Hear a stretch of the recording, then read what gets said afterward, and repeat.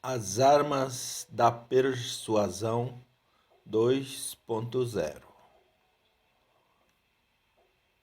Robert B. Cialdini, PhD. Uma amostra do livro.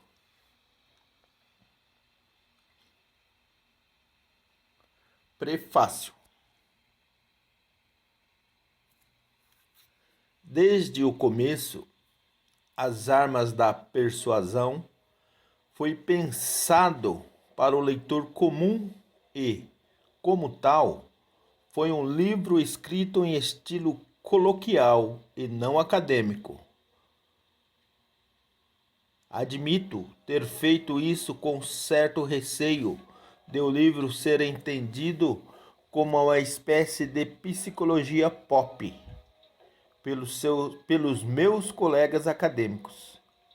Estava preocupado porque, como observou o estudioso de direito James Boyle, você nunca ouviu verdadeira condescendência até escutar acadêmicos pronunciarem as palavras popularizar.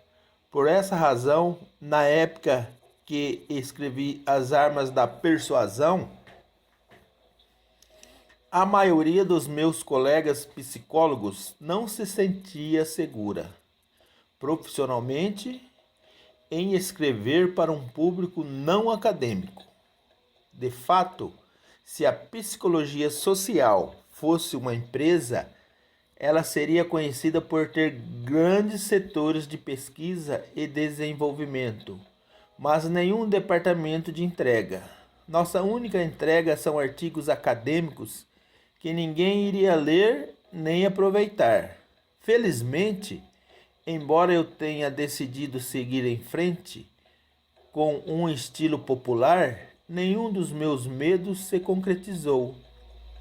As armas da persuasão não recebeu desprezo com base no argumento da psicologia pop. Consequentemente, nas versões posteriores, incluindo esta, o estilo coloquial foi mantido.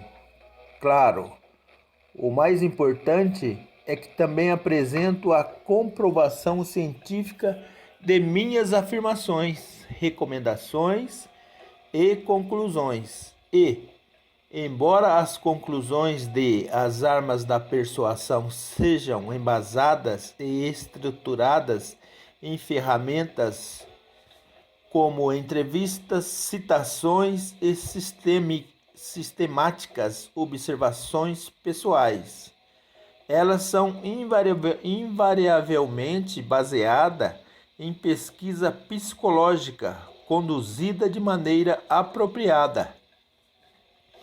Comentários sobre esta edição de As Armas da Persuasão. Dar forma à atual edição deste livro foi desafiador para mim. Por um lado, ao rever o axioma, não mexa no que está dando certo, fiquei relutante em acabar modificando demais o texto. Afinal de contas, todas as versões anteriores venderam mais exemplares do que eu podia imaginar em várias edições e em 44 idiomas. Em relação a isto, uma colega polonesa, a professora Wilhelmina Waszynska, fez um comentário peculiar sobre o valor percebido do livro. Ela disse: "Sabe, Robert, As Armas da Persuasão é tão famoso na Polônia que meus alunos acham que você já morreu."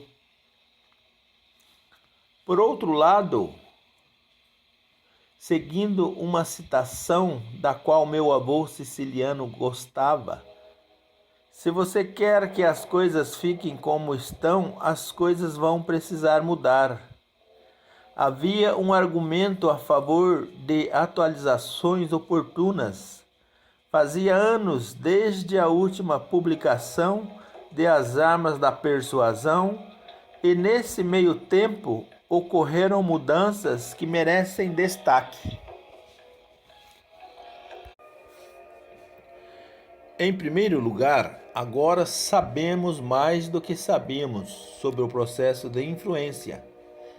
O estudo da persuasão, da concessão, a disposição para fazer o que os outros querem e da mudança avançou. E as páginas seguintes foram adaptadas para refletir esse progresso. Além de uma atualização geral do material, dediquei mais atenção à cobertura atualizada do papel da influência nas relações humanas do cotidiano. Como o processo de influência funciona em condições de mundo real em vez de um contexto de laboratório. Em relação a isso, também expando uma característica que foi estimulada pelas respostas das pessoas que leram as edições anteriores e identificaram como um dos princípios funciona sobre ou para eles em uma determinada situação. E me escreveram relatando o evento. Suas descrições, que apareceram nos depoimentos do leitor de cada capítulo, ilustram a facilidade e a frequência com que podemos nos tornar vítimas do processo de influência em nossos cotidianos. Agora, há muitos relatos inéditos de como os princípios do livro se aplicam a situações profissionais e pessoais corriqueiras. Eu gostaria de agradecer aos seguintes indivíduos que, diretamente ou através de seus instrutores de cursos, contribuíram com os depoimentos do leitor usando em adições e edições anteriores. Agora eu vou ler o nome em inglês. Meu inglês não é muito bom. Daí coloca aí no comentário aí se ficou legal, se não ficou, se eu devo fazer algum método, se eu devo parar com essas narrações, se eu devo pôr umas narrações aqui sintética, com voz humana ou algo assim. Põe aí na descrição aí o seu comentário. Então vamos lá. Depoimentos do leitor usados em edições anteriores. Pat Bobbs, Hartmut Book, N. Carto, Michael Conroy, William Cooper, Alicia Friedby, e vem mais umas dezenas de nomes aqui que não vou citar, que não vem ao caso. Vamos ao texto, que é o que importa. Também gostaria de convidar os leitores a contribuírem com relatos similares para possível publicação em uma edição futura. Eles podem ser enviados para... Isso também não interessa. Por último, mais informações relevantes sobre as armas da persuasão podem ser obtidas e também não interessa. Além das mudanças nessa edição, 3 elementos aparecem pela primeira vez. Um deles explora as aplicações táticas comprovadas de influência social baseadas na internet.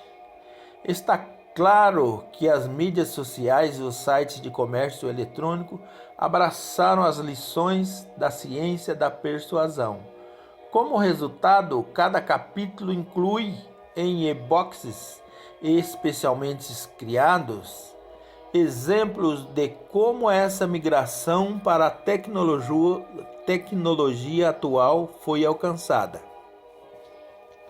O segundo elemento é o maior uso de notas, com citações para a pesquisa descrita no texto, além de menções e descrições de trabalhos relacionados. As notas permitem um relato mais inclusivo e narrativo das questões trabalhadas. Finalmente, e mais importante, acrescentei um 7º princípio de influência social no livro, o princípio da unidade. Neste novo capítulo, descrevo como indivíduos que são convencidos de que um comunicador compartilha com eles uma identidade pessoal ou social, significativa e se tornam incrivelmente mais suscetíveis aos apelos persuasivos do comunicador. Introdução. Agora posso admitir, eu fui um trouxa durante toda a minha vida. Desde que consigo me lembrar, fui alvo fácil para vendedores, arrecadadores de fundos e operadores de telemarketing. É verdade. Apenas alguns tinham motivações desonrosas. Os outros, representantes de certas instituições de caridade, por exemplo, tinham as melhores intenções. Não importa. Sempre me via de posse de uma assinatura de revista indesejada ou de um ingresso para o baile dos trabalhadores do setor sanitário. Provavelmente este status de trouxa seja o responsável pelo meu interesse no estudo da persuasão. Quais são os fatores que fazem uma pessoa dizer sim para outra? E quais técnicas usam desses fatores com maior eficiência para levar ao convencimento? Eu me perguntava por que um pedido feito de um determinado jeito era recusado, enquanto um pedido pelo mesmo favor, feito de um jeito um pouco diferente, era bem sucedido. Então, meu papel como psicólogo social experimental, comecei a pesquisar a psicologia da persuasão. No início, uma pesquisa tomou a forma de experimentos realizados, na maior parte em meu laboratório e com os universitários. Queria descobrir que princípios psicológicos influenciavam a tendência de concordar com um pedido. Hoje, psicólogos conhecem bastante esses princípios, o que são e como funcionam. Eu caracterizei esses princípios como armas de influência e discutirei alguns dos mais importantes neste livro. Depois de algum tempo, porém, comecei a perceber que o trabalho experimental, mesmo que necessário, não era suficiente. Ele não me permitia julgar os princípios no mundo além do prédio da psicologia no campus, onde eu os examinava. Ficou claro que, se quisesse entender por completo a psicologia da persuasão, eu teria e precisaria ampliar o escopo de minha investigação. Precisaria olhar para os profissionais da persuasão, as pessoas que aplicavam esses princípios em mim durante toda a minha vida. Eles sabem o que funciona e o que não funciona. A lei da sobrevivência do mais adaptado garante isso. O negócio deles é nos convencer, e seu sustento depende disso. Aqueles que não sabem como fazer as pessoas dizerem sim, rapidamente saem de campo. Aqueles que sabem permanecem e prosperam. Claro, os profissionais da persuasão não são os únicos que conhecem e usam esses princípios para ajudá-los a alcançar seus propósitos. Nós os utilizamos e somos vítimas deles em nossas interações diárias como vizinhos, amigos, amantes e familiares. Mas aqueles que praticam a persuasão têm muito mais que uma compreensão vaga e amadora do que funciona em relação ao resto de nós. Enquanto eu pensava nisso, percebia que eles representavam a fonte mais rica de informação sobre influência disponível para mim.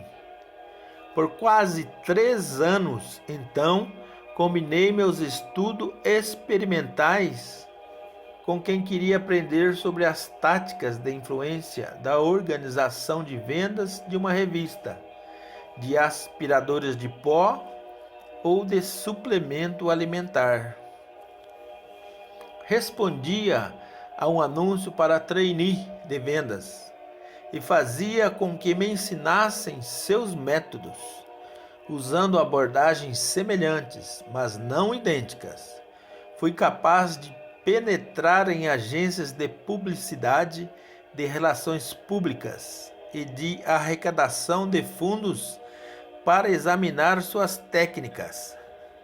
Muitas das evidências apresentadas neste livro, então, vêm de minha experiência posando como profissional de persuasão ou aspirante a profissional, em uma grande variedade de organizações dedicadas a fazer com que digamos sim.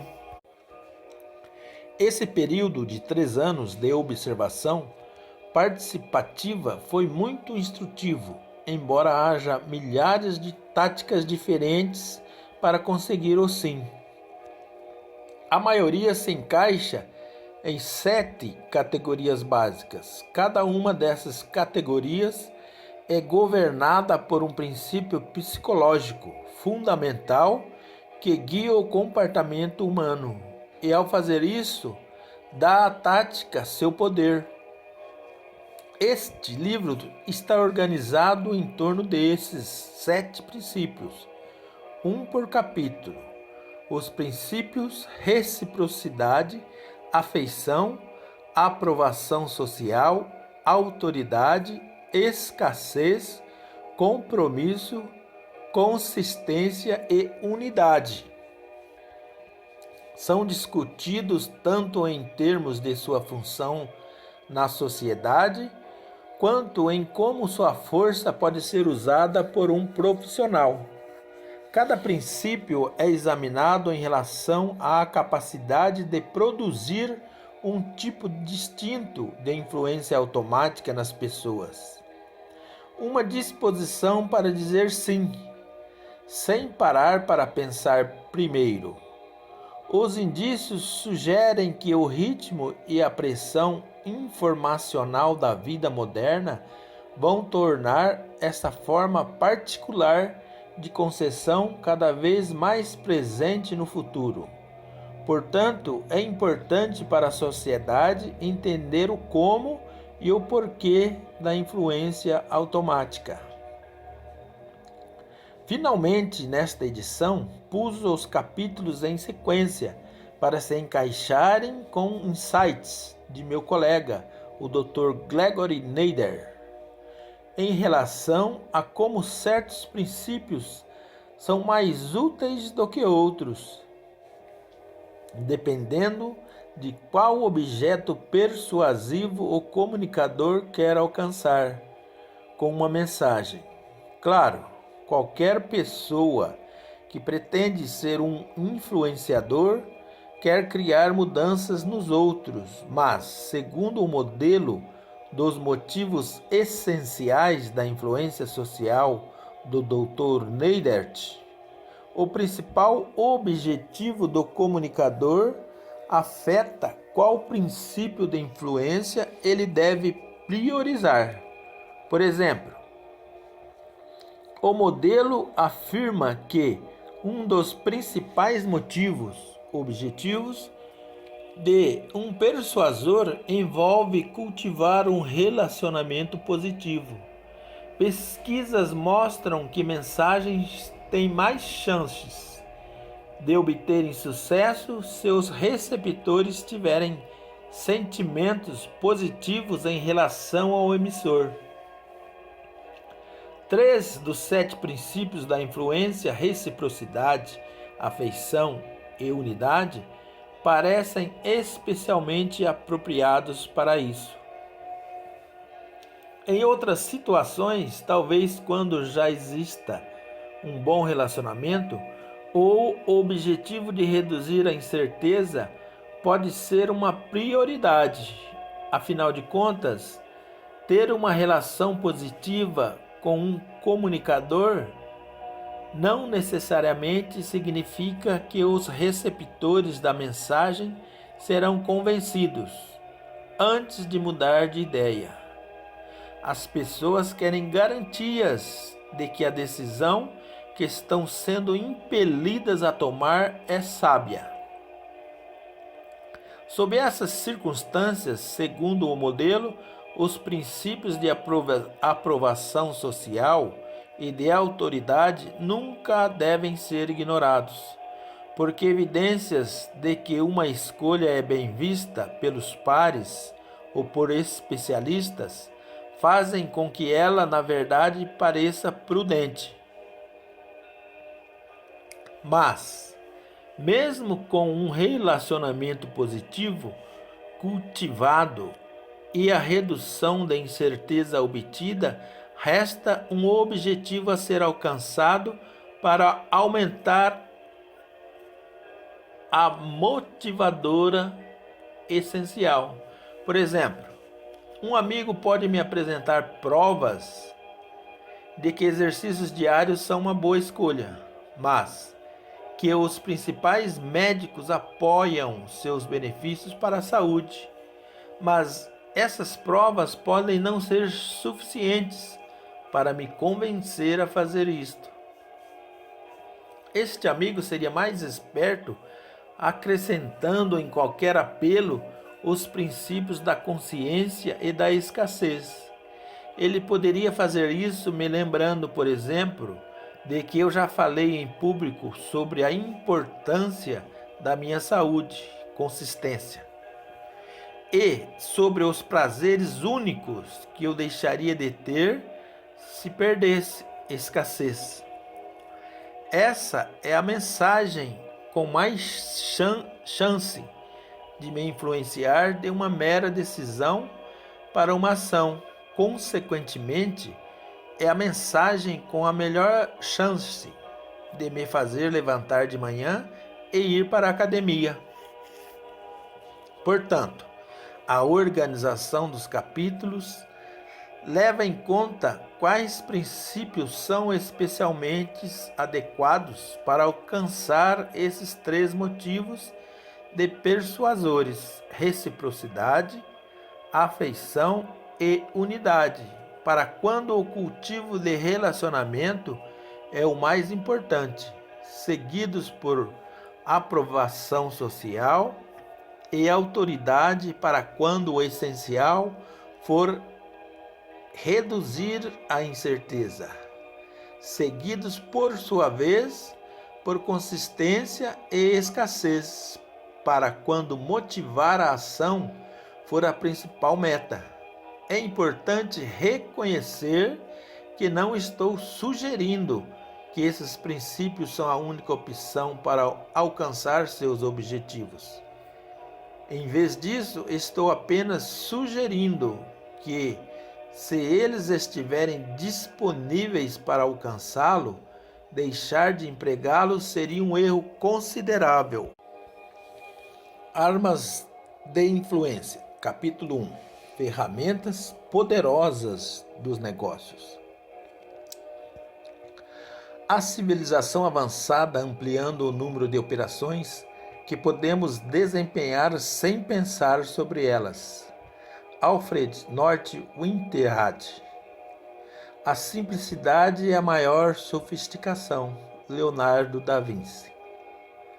Este livro apresenta inúmeros resultados de pesquisas que primeiro parecem intrigantes, mas podem ser explicados por meio de uma compreensão de nossas tendências humanas naturais. Há algum tempo, cheguei a essa conclusão quando li um estudo que ofereceu para voluntários energéticos criados para aumentar habilidades mentais. De alguns voluntários cobraram o preço de varejo da bebida, $1,89. Para outros, disseram que, como o pesquisador havia comprado no atacado, eles teriam que pagar apenas 89 centavos. Em seguida, pediram aos dois grupos para resolver quebra-cabeças mentais por 30 minutos.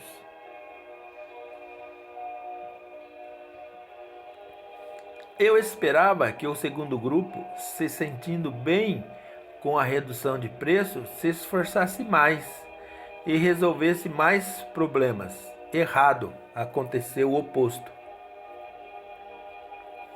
O resultado me trouxe à mente um telefonema que recebi anos antes.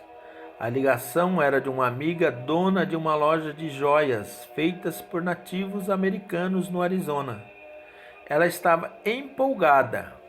Algo fascinante tinha acabado de acontecer a ela e achou que, como psicólogo, eu poderia explicar.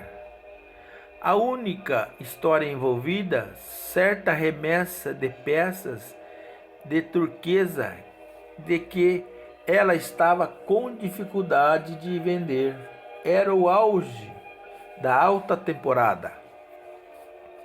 A loja estava cheia de clientes e as joias eram de boa qualidade. Mesmo assim, elas não estavam sendo vendidas. Minha amiga colocou em prática alguns truques de vendas. Tentou chamar atenção para elas, mudando sua localização para uma área de exibição mais central. Nada. Mandou até sua equipe de vendas empurrar os itens, mais uma vez sem sucesso.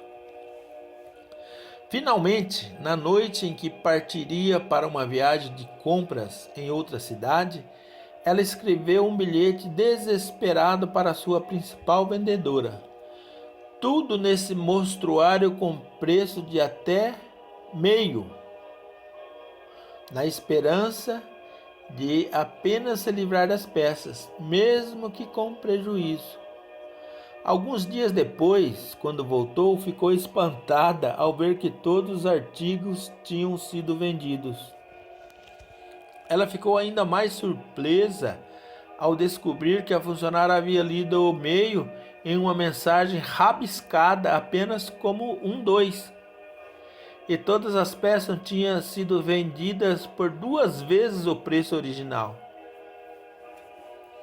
Foi quando ela me ligou.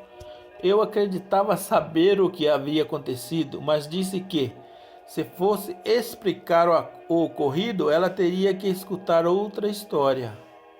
Na verdade, a história não é minha, é sobre mães peruas, e ela pertence à ciência da etologia, o estudo dos animais em seu ambiente naturais. Mães peruas são boas mães, amorosas, vigilantes e protetoras. Elas passam grande parte do tempo cuidando, esquentando, limpando e acariciando seus filhotes, mas há uma coisa estranha em seu comportamento. Basicamente, todo o seu sentimento maternal é disparado por uma coisa, o pio dos pequenos perus. Outras características de identificação dos filhotes, como cheiro, toque ou aparência, parecem ter um papel menor no processo de maternidade. Se um filhote pia, sua mãe vai cuidar dele. Se não, a mãe vai ignorá-lo ou às vezes matá-lo. A extrema confiança das peruas nesse som foi drasticamente ilustrada em um experimento envolvendo uma perua mãe e uma doninha empalhada. Para uma perua mãe, uma doninha é um predador natural, cuja aproximação deve ser recebida com uma fúria de gritos, bicadas e golpes com as garras. O experimento descobriu que, mesmo empalhada e puxada por um fio, a doninha falsa recebia um ataque imediato e furioso. Entretanto, quando a mesma réplica empalhada levava em seu interior um pequeno gravador que produzia o som do pio dos bebês perus, a mãe não apenas aceitava o inimigo que estava chegando, como o recolhia embaixo dela. Quando a máquina era desligada, o modelo que Doninha recebia mais uma vez um ataque maligno. Clique, rode. Vamos analisar a confusão dessa mãe perua. Ela abraça um predador natural só porque ela começa a piar, e maltrata ou assassina um dos seus filhotes só porque ele não pia. Ela age como um autômato, cujos instintos maternais são sob o controle daqueles únicos som. Os etologistas nos dizem que esse tipo de coisa está longe de ser única do Peru. Eles identificam padrões de ações regulares e cegamente mecânicos em uma grande variedade de espécies, chamados de padrões de ação fixa. Podem envolver sequências intricadas de comportamento, como rituais de cortejo ou acasalamento. Uma característica fundamental desses padrões é que os comportamentos que os compõem ocorrem da mesma maneira e na mesma ordem todas as vezes. É quase como se os padrões fossem instalados como programa nos animais. Quando uma situação pede um cortejo, o programa de cortejo é rodado. Quando uma situação pede maternidade, o programa de comportamento maternal é rodado. Clique e o programa apropriado é ativado. Rode e a sequência padrão de comportamento se desenrola. O aspecto mais interessante de tudo isso é a maneira como os programas são ativados. Quando um animal age para defender seu território, por exemplo, é a intrusão de outro animal da mesma espécie que faz rodar os programas de defesa territorial de vigilância rígida, ameaça e, se necessário, combate. Entretanto, há um detalhe no sistema: não é o rival como um todo que é o gatilho, e sim uma característica específica. Frequentemente, a característica gatilho será um aspecto minúsculo da totalidade que é o intruso em aproximação. Às vezes, uma tonalidade de cor é o suficiente. Os experimentos de etologistas mostraram, por exemplo, que um tordo macho, agindo como se um tordo rival tivesse invadido seu território, atacará vigorosamente nada mais que um monte de penas do peito de tordo colocadas por perto. Ao mesmo tempo, ele ignora uma perfeita réplica empalhada de um tordo macho, sem penas vermelhas no peito. Resultados semelhantes foram encontrados em outro pássaro, o rouxinol de peito azul, em que o gatilho para uma defesa territorial é uma tonalidade específica de azul nas penas. Antes de criticarmos a facilidade com que gatilhos levam animais a reagir de maneiras completamente inapropriadas à situação, nós devemos perceber duas coisas. Primeiro, os padrões automáticos de ação fixa desses animais funcionam bem na maior parte das vezes. Caso só filhotes de perus normais e saudáveis emitem o som particular de bebês perus, faz sentido que as mães peruas respondam de uma maneira maternal a esse pio único. Ao reagir e apenas a esse único estímulo, uma mãe perua normal vai quase sempre se comportar corretamente. É preciso um cientista mal intencionado para fazer sua resposta automática parecer tola. Segundo, nós também temos nossos programas pré-instalados e, embora eles normalmente trabalhem em nosso proveito, a característica de gatilho que os ativam pode nos levar a rodar os programas certos na hora errada. Essa maneira paralela de automação humana é demonstrada por um experimento da psicóloga social Ellen Langer. Um princípio bem conhecido do comportamento humano diz que, quando pedimos a alguém que nos faça um favor, vamos ter mais sucesso se dermos um motivo. As pessoas simplesmente gostam de ter motivos para o que fazem. Langer demonstrou esse fato nada surpreendente, pedindo um pequeno favor para pessoas esperando na fila para usar a copiadora de uma biblioteca. Com licença, eu tenho 5 páginas. Posso usar a máquina de xerox porque estou com pressa? A efetividade desse pedido, quando acompanhada de um motivo, foi quase total. 94% das pessoas deixaram que ela passasse à frente na fila. Compare essa taxa de sucesso com os resultados quando ela apenas fez o pedido. Com licença, eu tenho 5 páginas. Posso usar a máquina de xerox? Sob essas circunstâncias, apenas 60% das pessoas concordaram.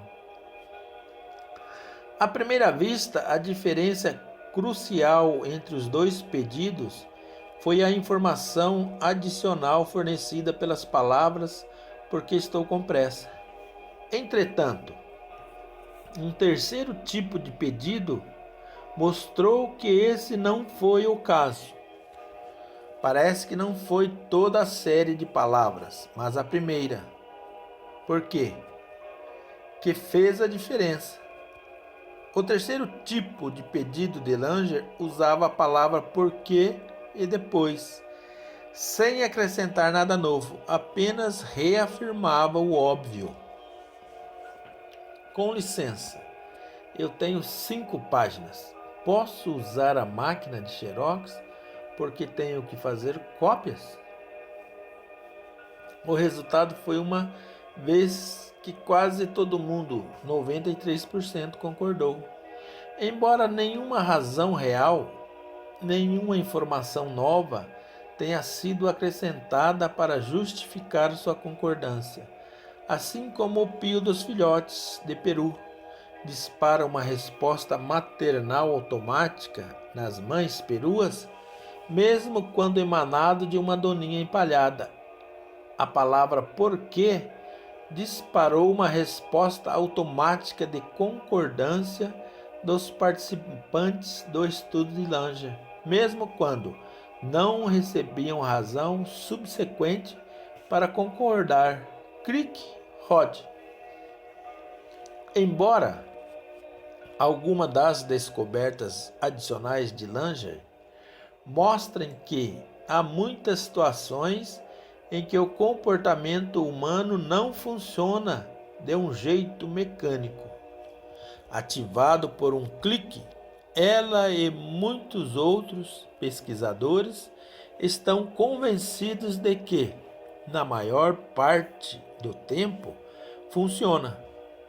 Por exemplo, considere o comportamento estranho dos clientes da joalheria que compraram todo um estoque de peças de turquesa só depois que os itens foram oferecidos equivocadamente pelo dobro do preço original.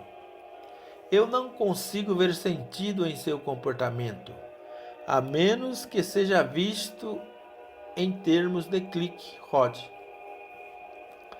Os clientes. A maioria das pessoas ricas de férias, com pouco conhecimento sobre pedras turquesas, estavam usando um princípio simplificador, um estereótipo, para guiar suas compras. Caro, bom. Pesquisas mostram que as pessoas que não têm certeza da qualidade de um item frequentemente usam esse estereótipo. Assim, os turistas que queriam boas joias viram as peças como nitidamente mais valiosas e desejáveis, quando nada nelas tinha sido alterado além do preço.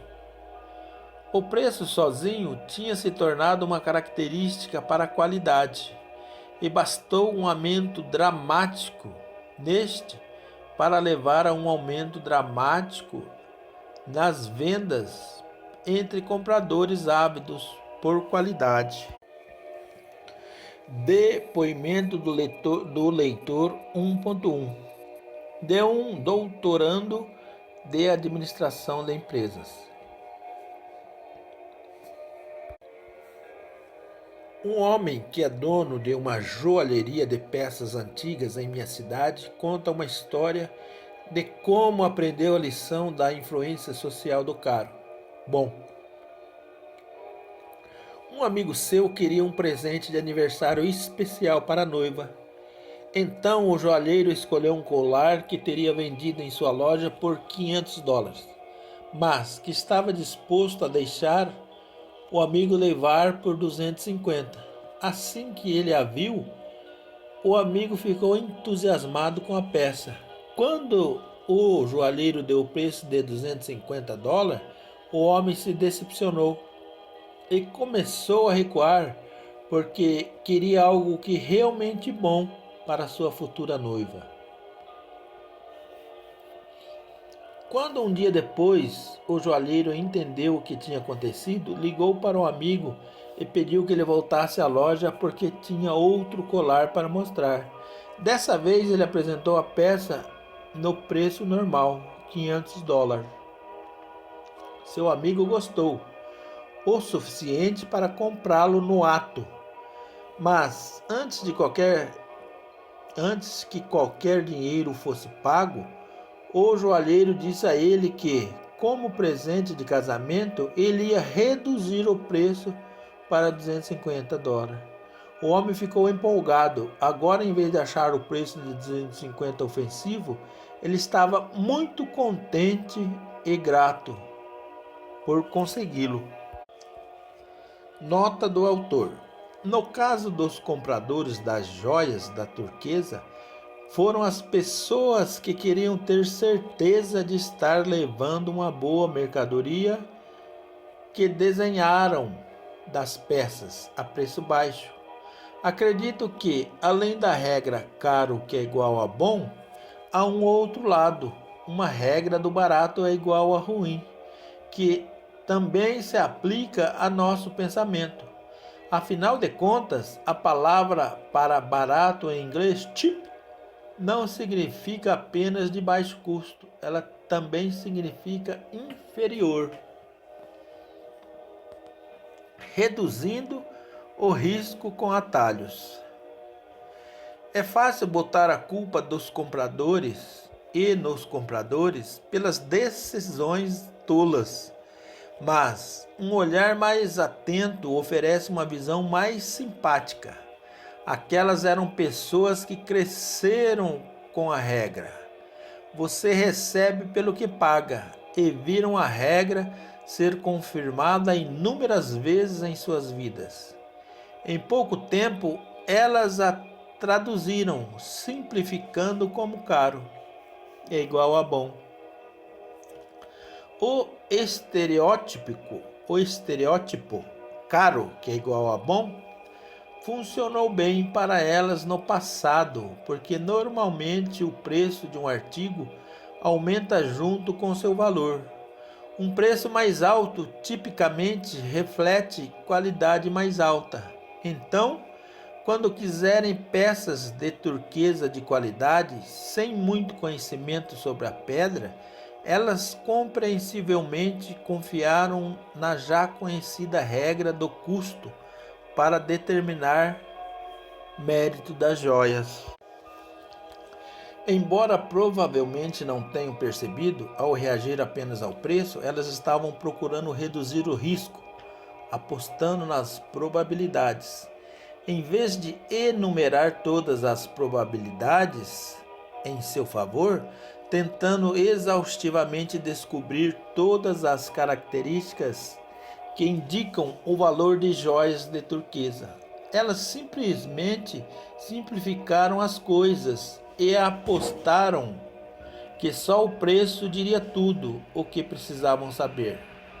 Dessa vez, como alguém confundiu meio com 2, elas apostaram errado. Mas a longo prazo, revendo todas as situações passadas e futuras de suas vidas, usar esse atalho para produzir os riscos representa a abordagem mais racional. Agora conseguimos explicar o resultado intrigante do estudo de abertura desse capítulo, aquele que mostrava que as pessoas que tomaram uma bebida que iria aumentar suas habilidades para solucionar problemas resolveram mais quando pagaram mais pela bebida. Os pesquisadores ligaram a descoberta ao estereótipo caro, que é igual a bom.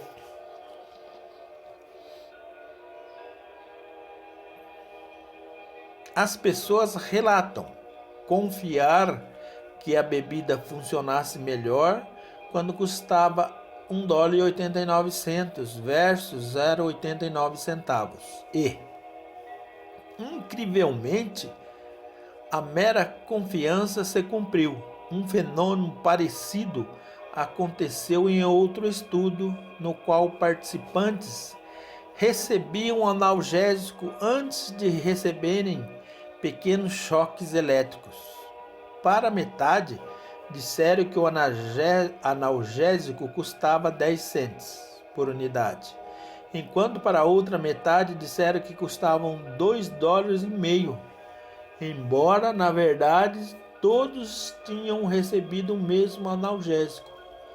Os que achavam que ele era mais caro o consideraram muito mais eficiente em reduzir a dor dos choques.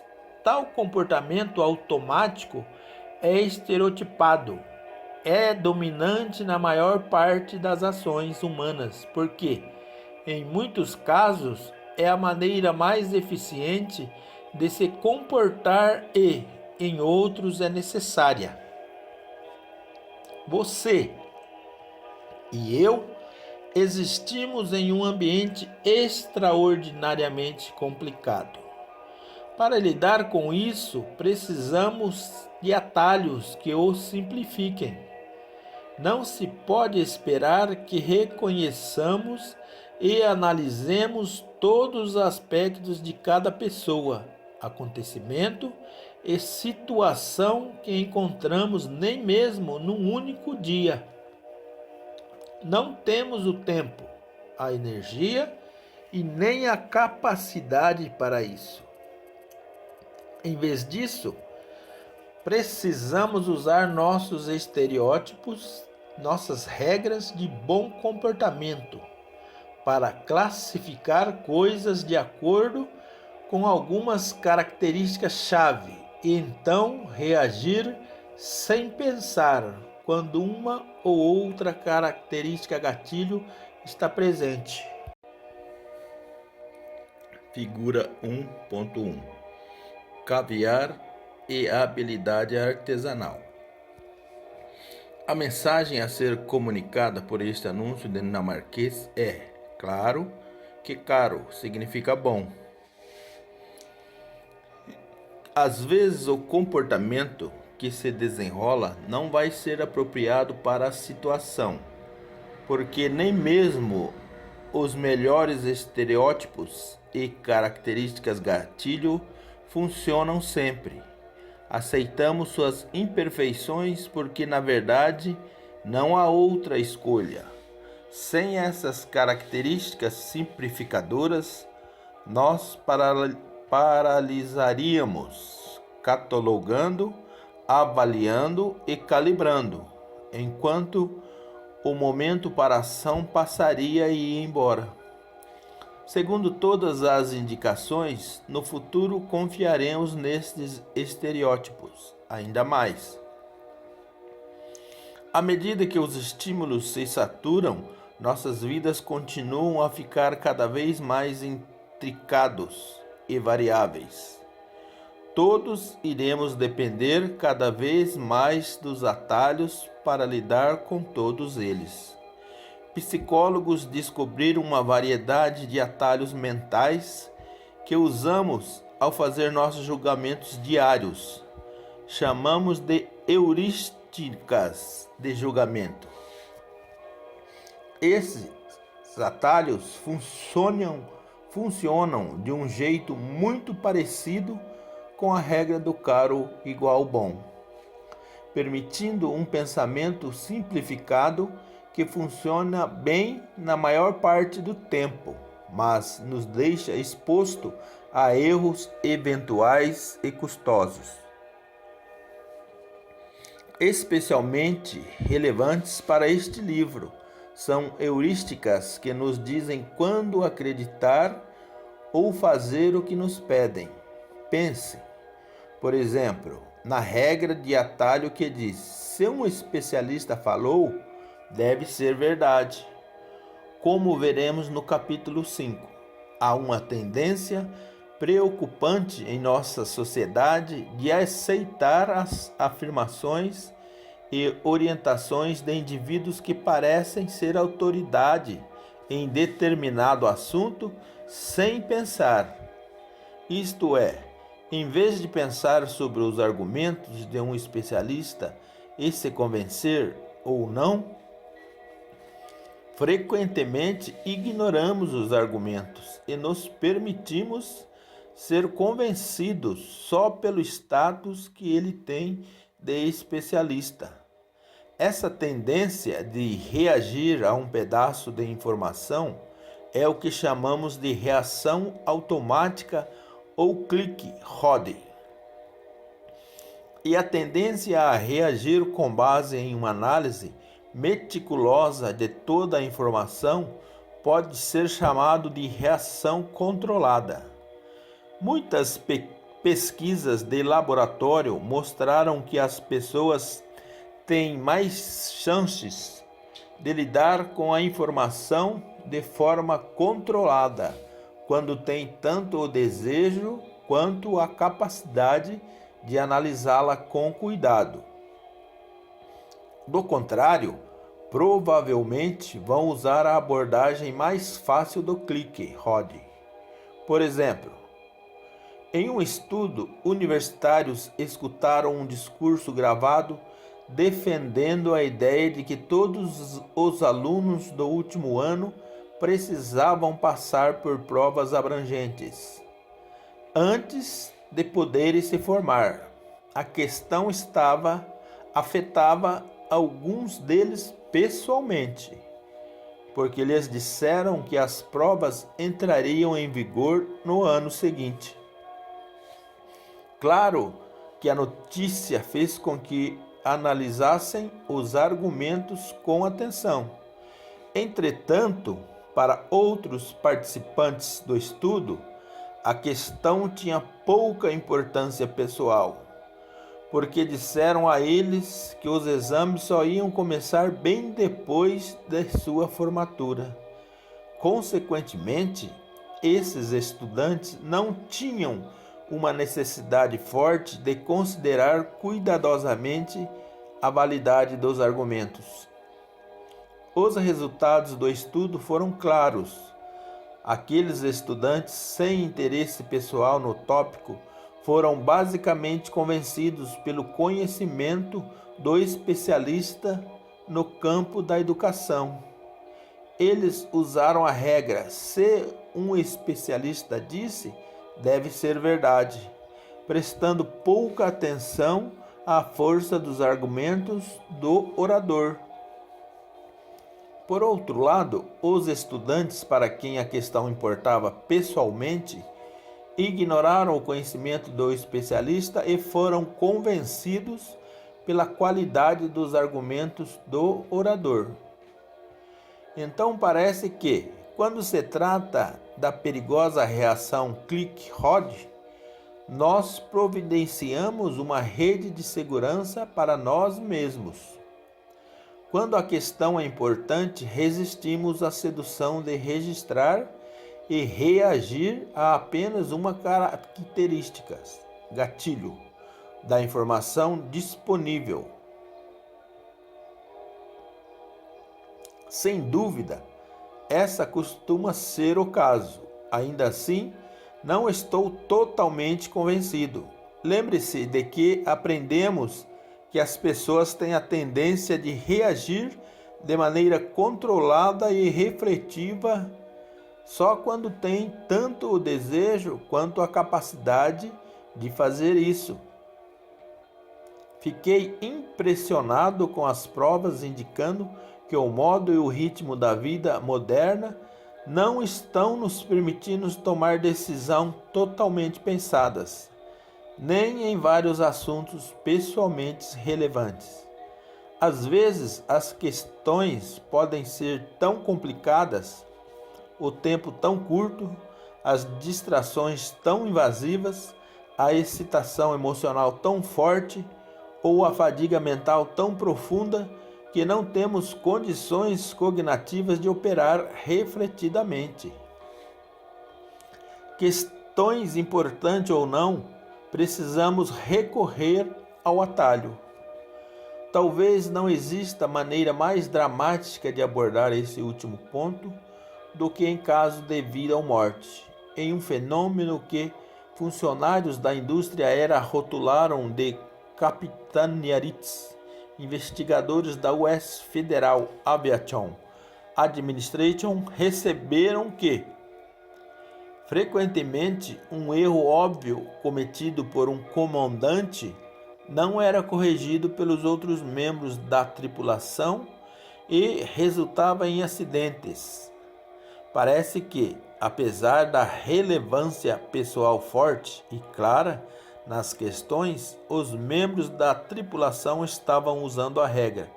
Se um especialista disse, deve ser verdade, ao não cuidarem ou reagirem ao erro desastroso do comandante.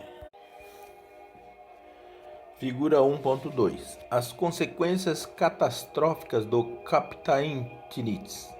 Minutos antes deste avião cair no rio Potomac, perto do aeroporto nacional em Washington, D.C., o diálogo a seguir ocorreu entre o piloto e o copiloto em relação à decolagem com gelo nas asas. A conversa ficou gravada na caixa preta do avião.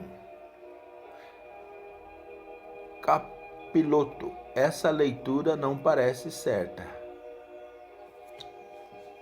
Piloto, está sim. Copiloto, não, eu acho que não. Pausa de 7 segundos. Está bem. Talvez esteja. Copiloto, Larry, nós estamos caindo. Piloto, eu sei. Som do impacto que matou o piloto, copiloto e 67 passageiros. Os aproveitadores.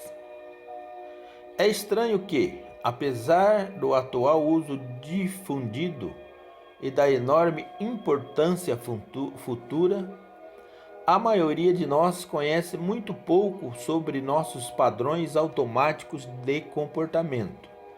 Talvez isso aconteça exatamente pela maneira mecânica e sem pensar com que eles ocorrem.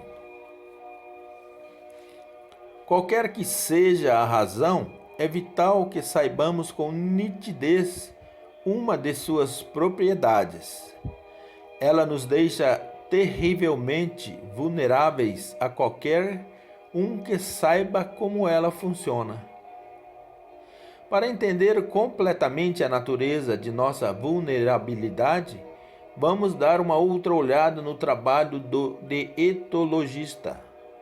Na verdade, esses estudiosos do comportamento dos animais, com seus pios gravados e montes de penas do peito colorido, não são os únicos que descobriram como ativar programas de comportamento de várias espécies.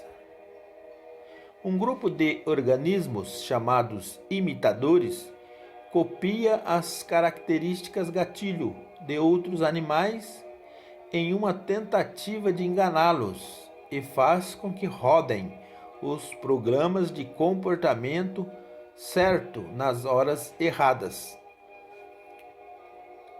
Os imitadores então exploram essa ação totalmente inapropriada para benefício próprio.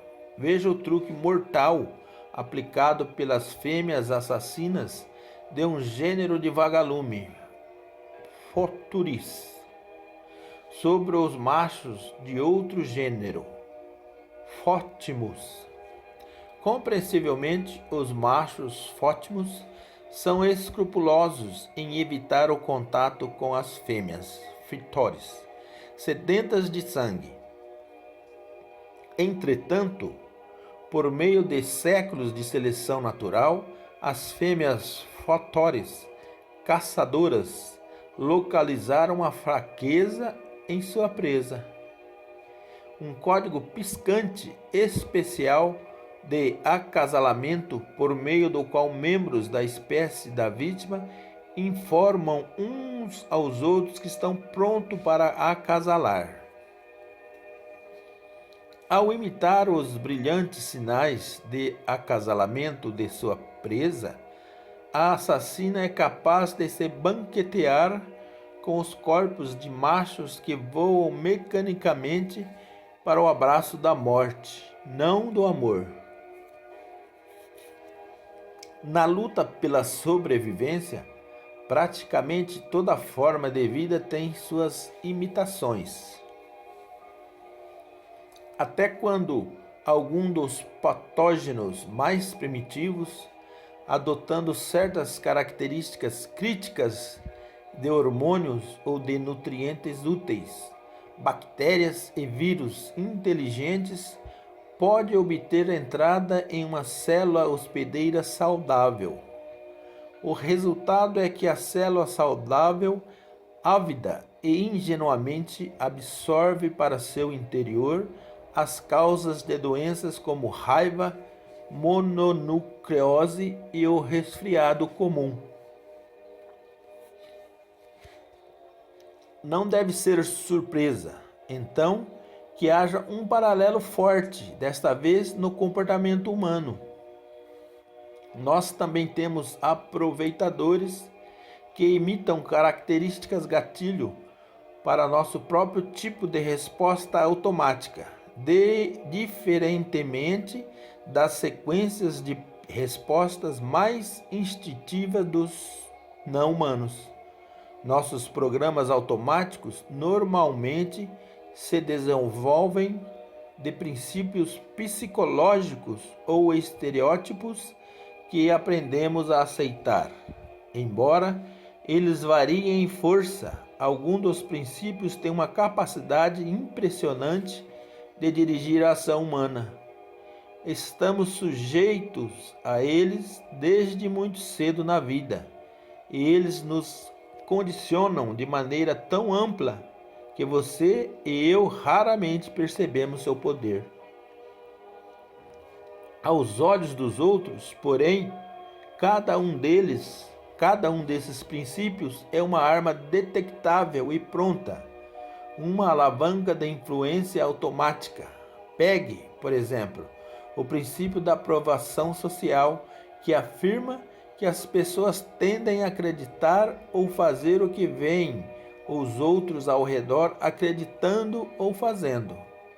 Nós agimos dessa maneira sempre que lemos as avaliações sobre produto antes de fazermos uma compra online.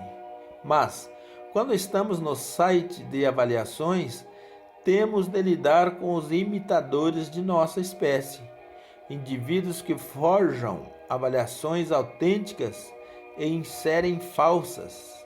Felizmente, o e-Box 1.1 oferece maneiras de identificar as fraudes.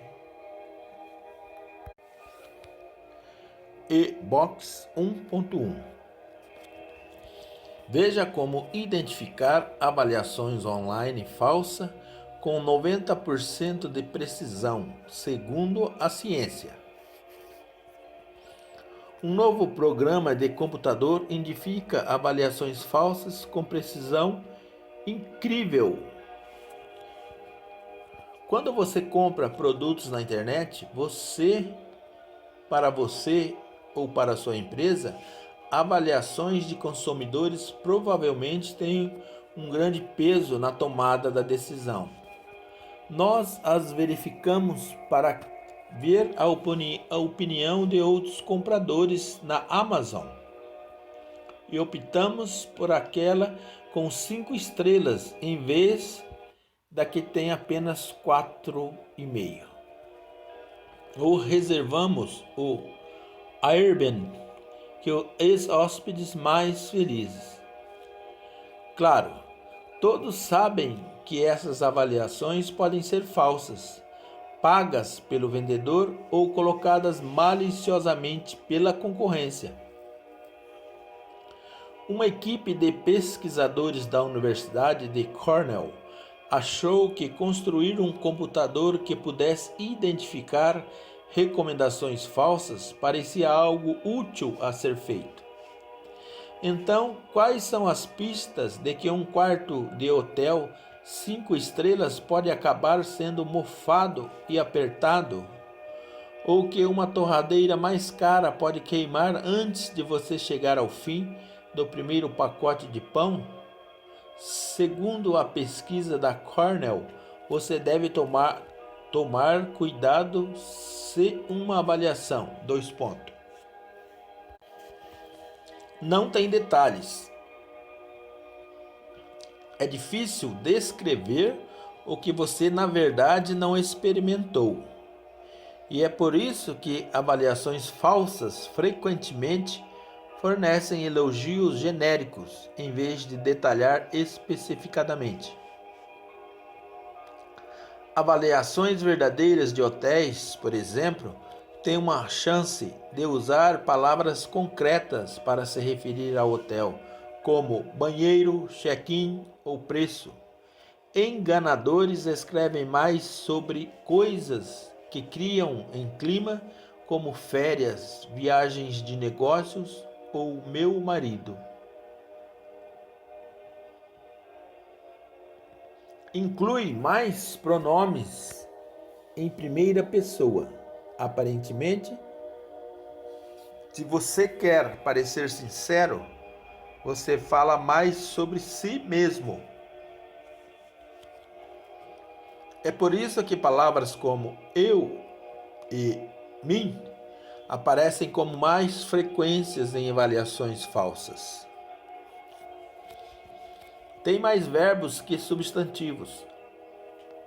Análises de linguagem mostram que as mensagens falsas tendem a incluir mais verbos porque quem as escreve costuma substituir histórias que parecem agradáveis ou alarmantes por percepções verdadeiras. Avaliações verdadeiras têm mais substantivos.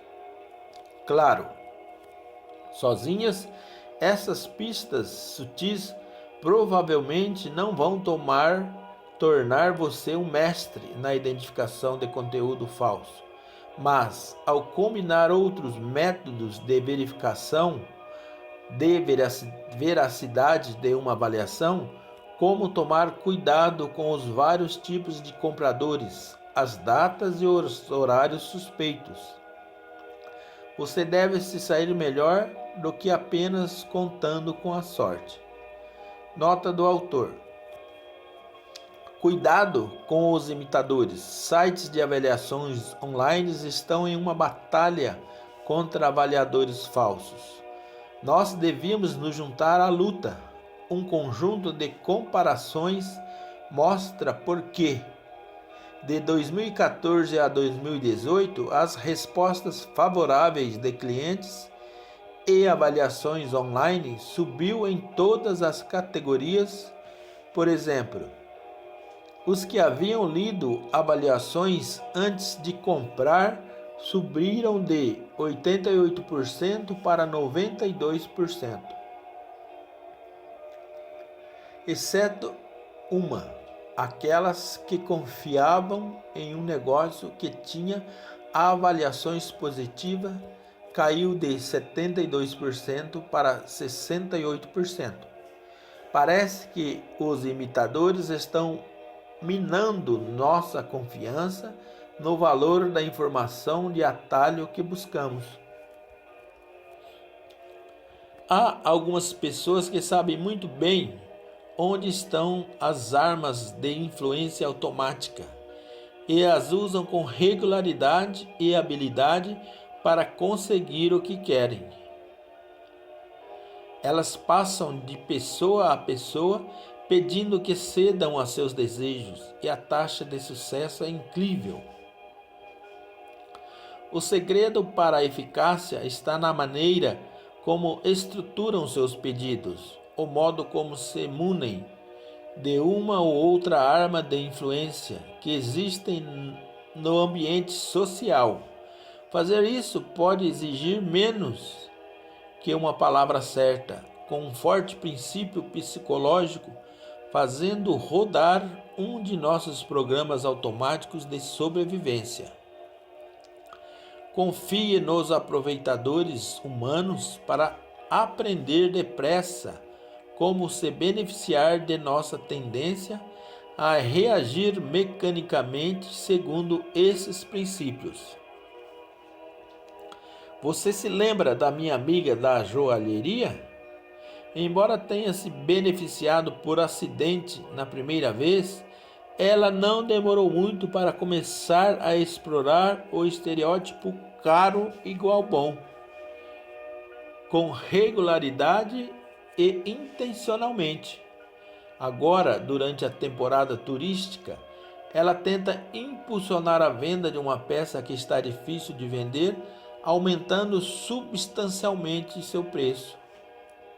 Ela diz que isso é maravilhosamente rentável quando funciona nos turistas inocentes, o que é comum de acontecer, gera um lucro enorme e, mesmo quando não é inicialmente um sucesso, ela pode então remarcar o artigo como promoção e o vender pelo preço original para pessoas em busca de um bom negócio, enquanto ainda tira proveito de sua relação caro igual bom com o preço inflacionado. Jiu-jitsu. Uma mulher que luta jiu-jitsu, uma arte marcial japonesa, usa minimamente a própria força contra um adversário. Em vez disso, ela explora os poderes inerentes de princípios como gravidade, alavancagem, impulso e inércia. Se ela sabe como e onde empregar esses princípios, pode facilmente derrotar um rival mais forte. É assim com aqueles que exploram as armas de influência automática que existem naturalmente ao nosso redor. Os aproveitadores podem acionar os poderes desses princípios e usá-los contra os alvos, enquanto fazem pouco esforço pessoal. Essa última característica do processo dá aos aproveitadores um benefício adicional enorme: a capacidade de manipular sem a aparência da manipulação.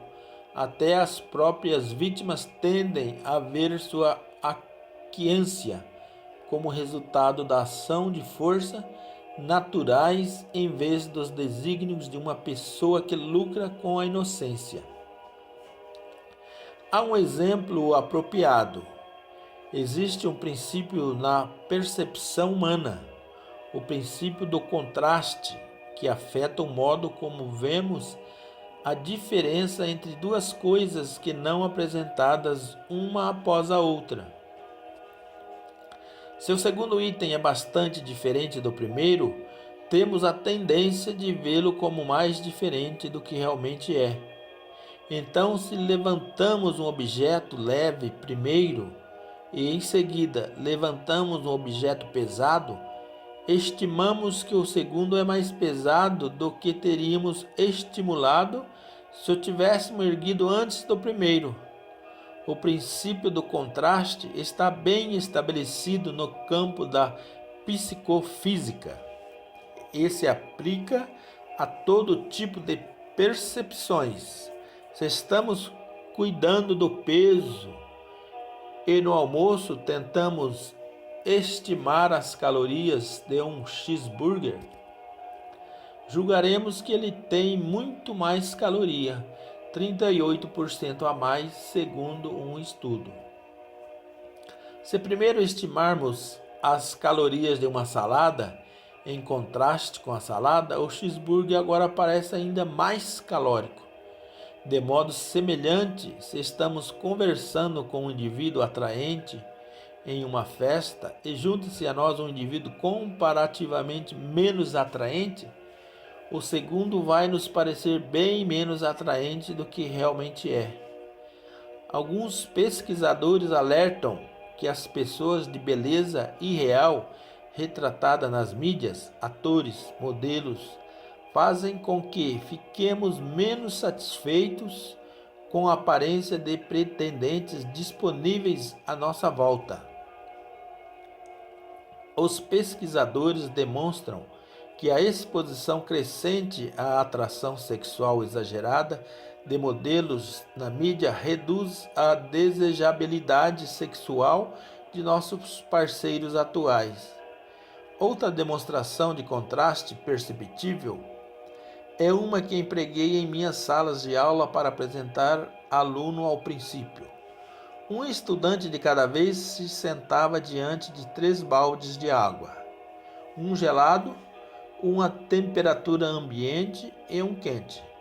Depois de botar uma das mãos na água fria e a outra na água quente, o aluno recebe a ordem de botar as duas simultaneamente no balde com água à temperatura ambiente.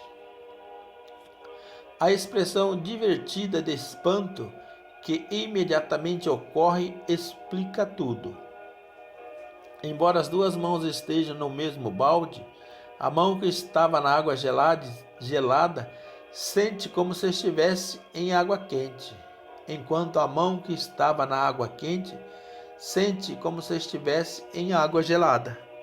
A questão é que a mesma coisa, nesse caso, a água à temperatura ambiente pode ter maneiras diferentes de ser percebida, dependendo da natureza do evento que a precede. Mais ainda, a percepção de outras coisas, como notas de uma matéria na faculdade, podem ser afetadas de maneira semelhante. Veja, por exemplo, a carta de uma estudante universitária para seus pais que passou por minha mesa vários anos atrás. Queridos mamãe e papai, desde que parti para a faculdade, tenho sido descuidada em escrever e peço desculpas pela atitude irrefletida de não ter escrito antes. Eu vou atualizá-los agora.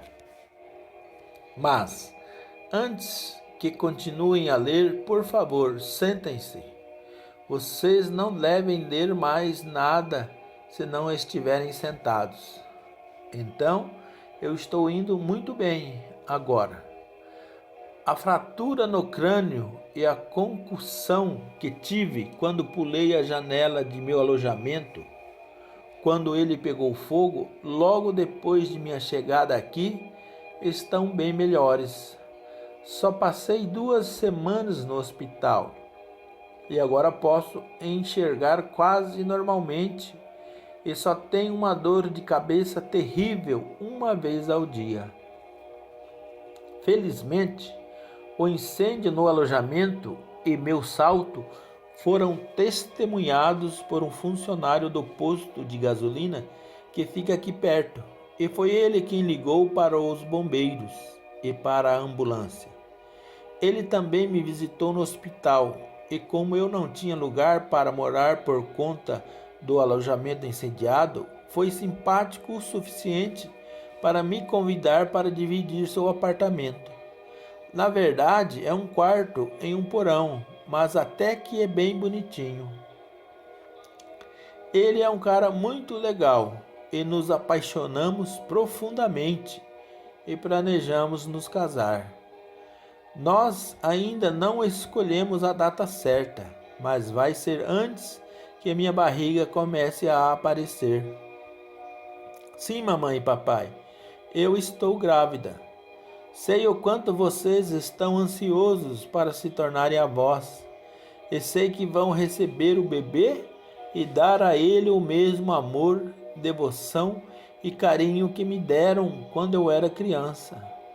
A razão pelo atraso em nosso casamento é que meu namorado tem uma pequena infecção que impede que passamos pelo exame de sangue pré-nupcial e eu descuidadosamente me contagiei. Agora que eu atualizei vocês, quero dizer que não houve incêndio no alojamento. Eu não tive uma contusão nem uma fratura no crânio e não estava no hospital. Eu não estou grávida. Eu não estou noiva. Eu não estou contaminada e não tenho namorado. Entretanto, recebi um D em História Americana e um F em Química. E quero que vocês vejam essas notas com as perspectivas adequadas. Sua filha amada, Sharon. Nota do autor. Sharon pode estar reprovando em Química, mas é nota 10 em Psicologia. Assegure-se de que a arma de influência fornecida pelo princípio do contraste não permaneça inexplorada. A grande vantagem desse princípio é que não só ele funciona, mas também é indetectável. Os que o empregam colhem os frutos de sua influência sem nenhuma aparência de ter estruturado a situação a seu favor. Vendedores de roupa são um bom exemplo. Imagine um homem que entra em uma loja masculina elegante para comprar um terno e um suéter. Se você fosse o vendedor, o que mostraria a ele primeiro para deixá-lo mais propenso a gastar o máximo de dinheiro? Lojas de roupas instruem seus funcionários a vender primeiro o item mais caro. O bom senso poderia sugerir o contrário. Se um homem acabou de gastar muito dinheiro para comprar um terno, ele pode ficar relutante em gastar muito mais dinheiro na compra de um suéter. Mas os vendedores sabem que não é bem assim. Eles se comportam de acordo com o que o princípio de contraste aconselha. Venda o terno primeiro. Porque na hora de olhar os suéteres, mesmo os caros, em comparação, não parecerão tão caros. O mesmo princípio se aplica a um homem que quer comprar acessórios, camisas, sapatos, cinto, para combinar com o terno novo. Ao contrário da visão do senso comum, as evidências comprovam a previsão do princípio do contraste. Para vendedores é mais lucrativo apresentar o item mais caro primeiro. Deixar de fazer isso significa perder a força do princípio do contraste, além de fazer com que o princípio trabalhe contra eles. Apresentar um produto barato antes e em seguida um mais caro faz com que o item pareça ainda mais caro.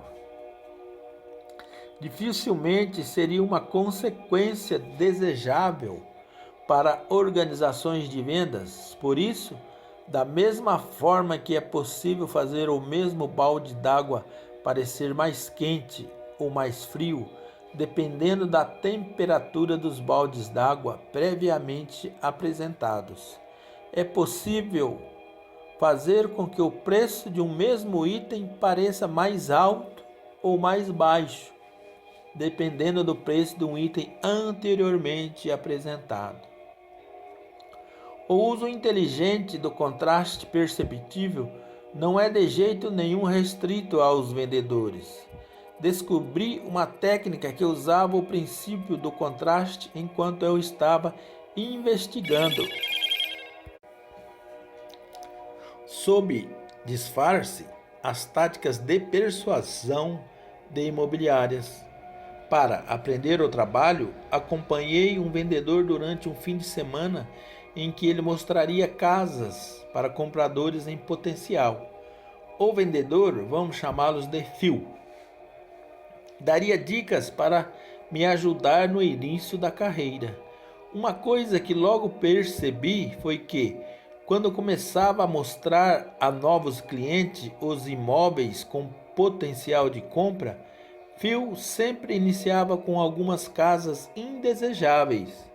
Perguntei a ele sobre isso e ele riu. Elas eram o que ele chamava de imóveis de preparação. A empresa mantinha uma ou duas desinteressantes com preços altos em sua lista.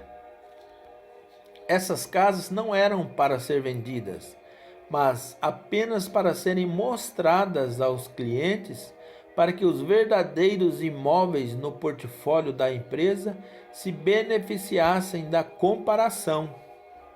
Nem toda a equipe de vendas usava essas casas de preparação, mas Phil usava.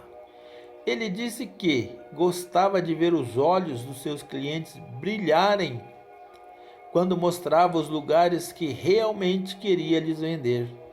Depois que tinham visto os menos atraentes, a casa que pretendo vender parece ótima depois que eles viram primeiro umas duas espeluncas. Vendedores de carros usam o princípio do contraste e negociando o preço do carro antes de sugerir os acessórios um atrás do outro. Perdidas num acordo de muitos milhares de dólares, algumas centenas a mais para um sistema de som melhor, parecem quase triviais em comparação. O mesmo acontece com a despesa extra em acessórios como filmes nos vidros, pneus melhores ou outras coisas especiais que o vendedor pode oferecer.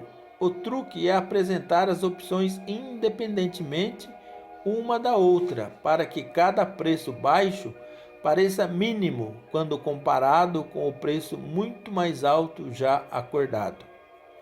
Como compradores de carros experientes podem afirmar, muitos preços finais razoáveis crescem além da proporção com o acréscimo de todos os opcionais aparentemente pequenos.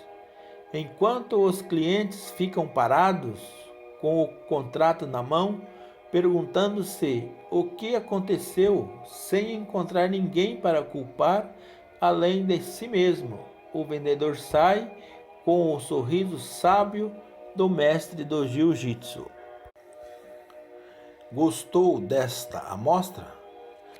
Então, se desejar, compre o livro para continuar a ler. Vou deixar abaixo, na descrição do vídeo, um link seguro para comprar na Amazon. Obrigado por estar até aqui. E não esqueça de se inscrever no canal, acionar o sininho para receber em primeira mão os novos audiobooks. Se gostou, deixe seu joinha, deixe lá nos comentários. E muito obrigado e fique com Deus e até o próximo audiobook.